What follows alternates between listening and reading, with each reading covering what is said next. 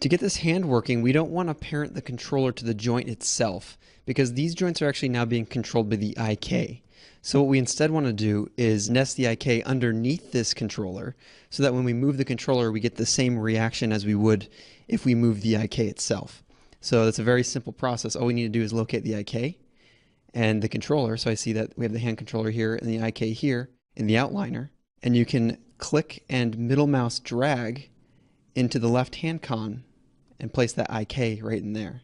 Now if you grab the controller, you can see that the hand turns purple, and that indicates that you now have control over the IK as well. So you can start to move this around and you get that IK movement with the controller instead of using the IK. Because just like joints, we don't want to touch the IK. We want to leave all our animation to the controllers themselves. So now that that is underneath the hand controller, we have our movement down, but we don't have any rotation in this wrist. And for that, we simply need one constraint between the controller and the joint for that rotation. So making sure you're in the riggings tool set here, go to constrain and orient constraint and open up those options there.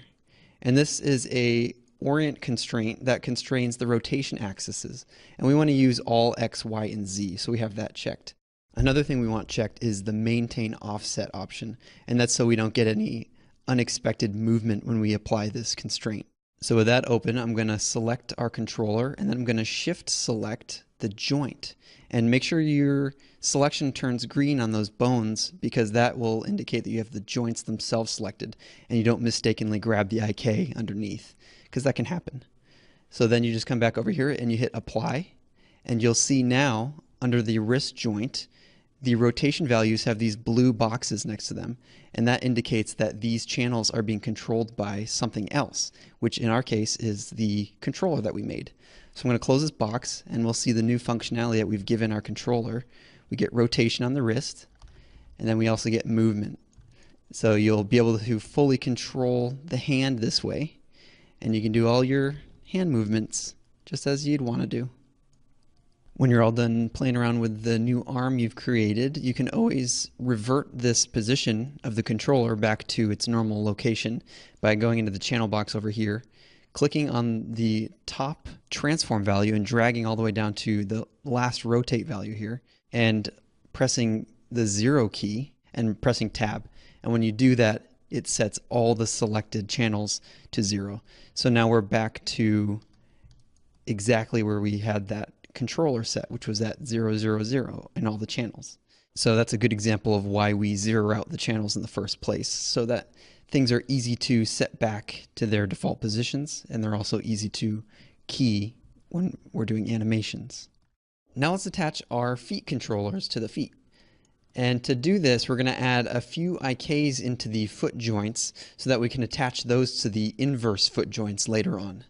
So for now, we want to hide those inverse joints so they're not in our way. And I'm going to do that by clicking on the root of each of these systems and just doing a Control H, and that'll hide our selection. And now all we see here are the foot joints that we originally placed. So from here, we'll want to create 2 additional IKs on each one of these feet.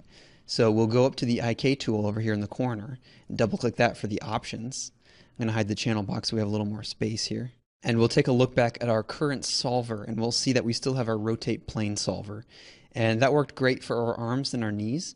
But what we want to do now is use the single chain solver, because we're going to be placing these IKs between 2 joints instead of 3 or more. So with that single chain solver activated, I'm going to click on the heel joint, and then I'm going to click down to the ball joint here in the foot. And that will create a single chain IK, and you can see it over here in the outliner.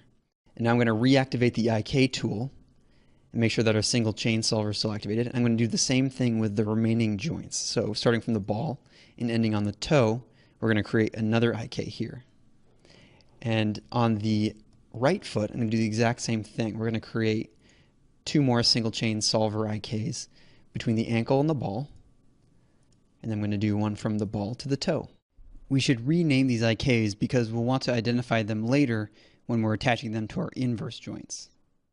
So I'm going to scroll down here in the outliner and select the first one I see, which is our left INV for inverse ball IK because it ends at the ball joint. And then the next one down is our left INV for inverse toe IK.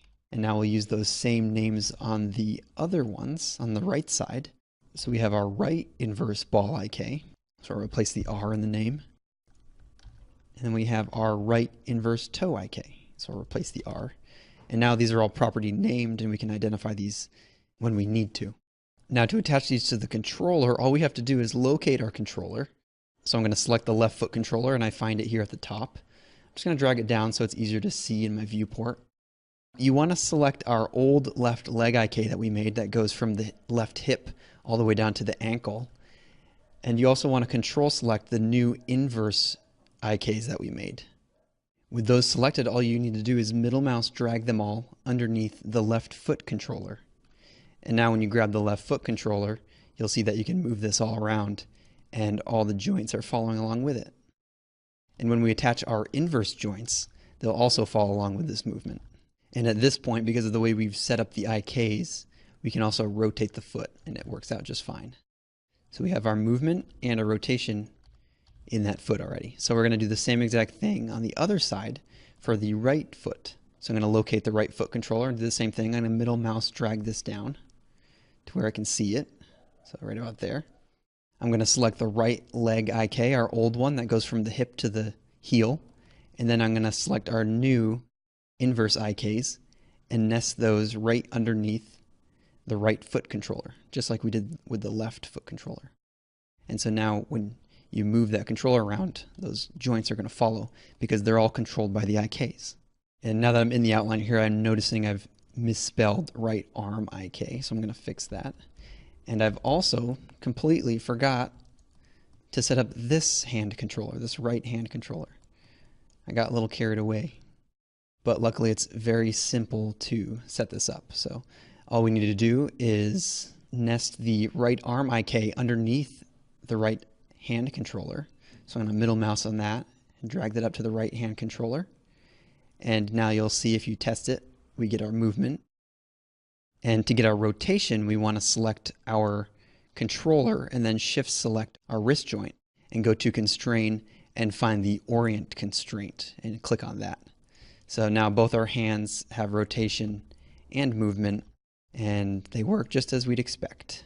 So at this point things are getting a little wacky over here in the outliner because we haven't actually organized any of these in a hierarchy yet. We'll do that next.